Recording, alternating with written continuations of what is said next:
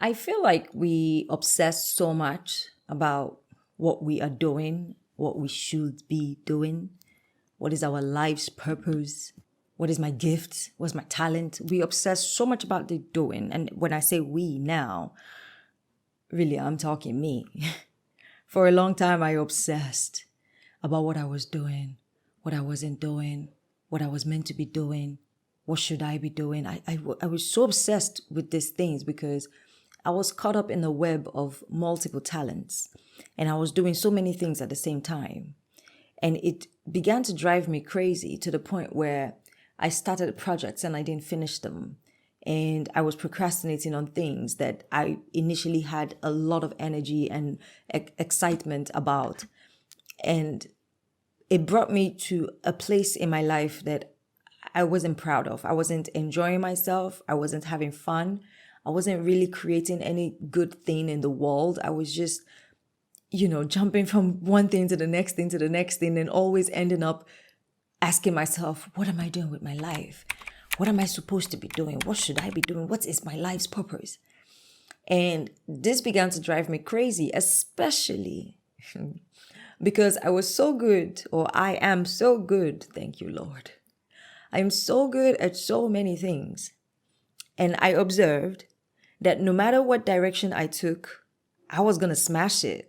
Whatever it was I said I was going to do, I would kill it. And I was so good at all those many things that I began to feel responsible to do those things. And so I created this thing and I created that thing and this persona and that persona. And it was just like a mess. Okay. And I was not happy.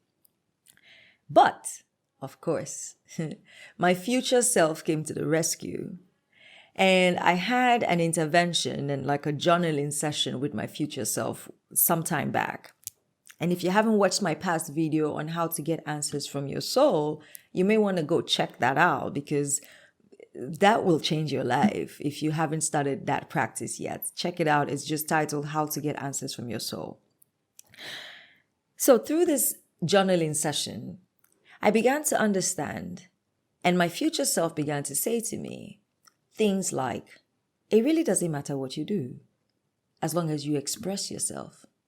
Whatever path you choose in this life, life says yes.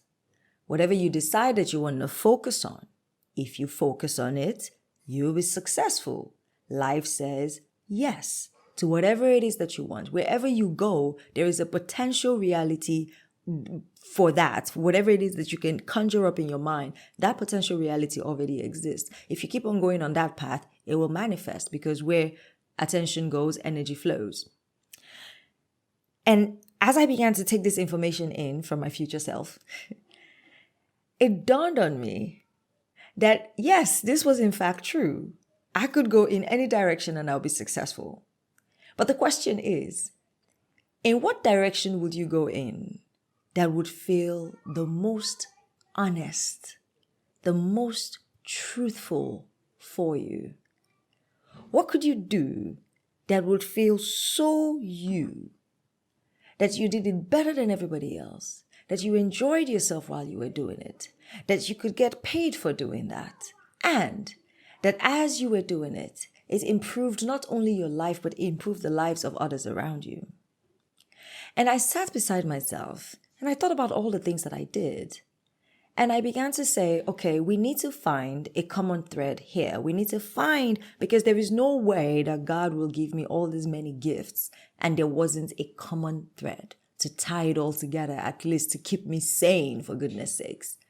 And so this has been my work, the task that was laid upon me for the past couple of years or so. I have really gone all the way back and forth, east and west with this, to finally arrive at this place where I'm going to tell you right now, what you do does not matter. It doesn't matter what you do. It does not matter. What matters is the feeling that you create out of what you do. This feeling that comes out of what we do is what I now understand to be what we call passion. And so when you are doing the thing that you say that you love to do, And this is just how I understand it, okay? When you're doing the thing that you say you love to do, it's not necessarily the thing that is your passion. It is the fire that it lights inside of your body that is the passion. That's what you say, I'm passionate about this thing. This thing gives me life, right? And so the thing that you're doing does not really matter. It is the result of your doing, the feeling, the creation from what you are doing. And usually the creation is a feeling. Every single thing, we do it because of how it makes us feel. And then purpose comes into the conversation because we not only do the thing because of how it makes us feel, but by the time we start thinking about how it makes other people feel and we are intentional about how our thing makes other people feel, then we begin to create purpose and meaning around the thing, because it's not just about us anymore now. It's also about what am I doing and how is it helping other people, you see. But first, what are you doing? What are you really doing beyond what you are doing? For me, I took a look at all the things that I did. I'm a writer, I'm a speaker, I'm a teacher, I'm a coach, I'm a rapper, I perform, I'm a spoken word artist. And I began to put them all together. And I said to myself, what I really enjoy doing is helping people feel alive from the words that I share. And so what I came to understand was essentially, when I take it all the way down to what it really was, my gift is good words. That is what I'm here to give. Whether I'm writing the words, speaking the words, rapping, creating like a poetry, whatever it is. As long as I put the words together and transfer that energy through the words to another person and make them feel uplifted and make them feel good, make them feel energized, then I have served in my purpose. And this freed me from needing to be this thing or to be a rapper or to be a writer. It just, I'm the vessel for good words. And so much has changed since I began to observe myself in this way. I now feel very alive in the way that I show up. I feel very energized. I feel very purposeful. I don't feel so scattered anymore, because no matter what I am doing, I am living and serving in my purpose of gifting the world good words. And so what I really want to share with you today is start thinking about what you do, not just based on what it is that you do alone, but the process of alchemy that happens inside of your action. Because all of our art, all of our creation is really the process of transforming ideas into matter, transforming ideas into something that we can see physically. And so that process is alchemy. When you go into your task of being an alchemist in this life, what is the thing that you really want to give? What is your gift to the world? I think that might be a better question than what do I want to do with my life? And trust me, I've been on the what do I want to do with my life train. I promise you, it's not fun when you are going over it again and again and again and again and again, and you can't really find an answer. That's not fun. But when you say, what do I want to give to the world? What do I have that allows me or gives me the capacity to give such a gift to the world? What do I have that sets me apart from other people? And in this situation, you cannot even lie to yourself, right? Because the very first thing that you want to ask yourself is, what am I good at better than anybody else? Or what can I apply myself to that I am sure, because of how much I'm willing to dedicate myself to this thing, I can become better than everybody else at this. I'll be the best at this thing, right? This is very important that you think about, because you can go in any direction, yes, but how about go in the direction that is best suited for you? And this is where the power of acting or living in with least resistance, or following the path of least resistance, like water, right, is the sensible spiritual path.